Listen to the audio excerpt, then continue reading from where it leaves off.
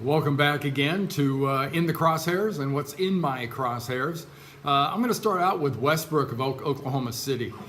Great ex-Bruin, by the way, or current Bruin. Never stopped being a Bruin.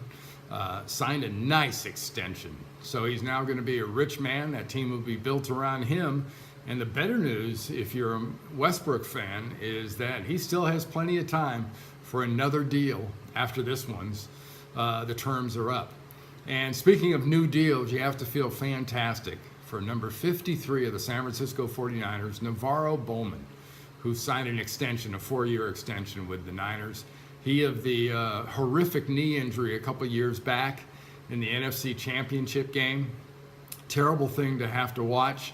One of the worst we've seen on TV that naturally probably ran too many times back. But he's recovered. He's playing unbelievable, and he'll have a chance to hopefully retire as a 49er. And as it should be, he'll retire still playing pretty doggone good on the field, and will live up to the tradition that Patrick Willis really started back several years ago when he came out of the University of Mississippi. Hey, how about backup quarterbacks? You got Foles going to Kansas City. It's a good deal for Kansas City. Backups are important. Think about it. I mean, will McCown be going to Dallas? Because he's a decent backup. If indeed RG3 is a starter in Cleveland. Tony Romo needs a reliable backup. God knows they found that out last year. I tell you, a team that really improved themselves in the offseason was the Atlanta Falcons, getting Matt Schaub as a backup quarterback. Because if and when your guy goes down, even if it's just short term, your backup has to be able to have two things going for him.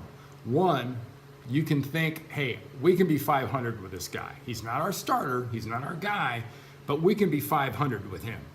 That's the first thing. The second thing is having him there has to build value. If he's not a veteran, if he's a young guy, he's got to have value around the league, because sometime down the road you may be able to trade him. There are not many situations in the league right now. Teams feel fantastic about their backup quarterbacks. Some will say they do, but few really feel fantastic. Hey, another news item today came out of the WNBA. Very kind of unusual, to be honest. And it shows us that we're moving in the right direction and things are really going in a pretty good, pretty good space. Elena Della Donna. MVP of the WNBA announced today or yesterday that she's getting married. She's engaged to her longtime partner. And there was a time when players that came out, whether they be a female, whether it be male, whatever, and said they were gay, were kind of ostracized, or everybody kind of snickered, or people in the game kind of went, yeah, all right. Well, that's normal now, and it's a great normal. Now, is it normal in football? No. Is it normal in baseball? No. When that gets to be normal, that's when you celebrate. That's when you know that the official change has happened. Two quick things. There will not be a Crosshairs the next couple of days, because I'm going to Canton for Eddie DeBartolo Jr.'s induction into the Hall of Fame. His daughter Lisa DeBartolo Miggs is going to do the induction. Can't wait to see him. Can't wait to see all the former teammates, guys I get a way too little chance to see. He's the best owner, I think, in the history of professional sports. He's done it better than anybody ever. And he's more than richly deserving of that honor. And as long as I'm talking about Hall of Fame, another name I hope you hear more of this coming weekend. No, it's not Brett Favre. No, it's not Marvin Harrison. No, it's none of the other guys. It's Roger Craig, our old running back for the 49ers. Realistically, Roger Craig deserves to be in the Hall of Fame.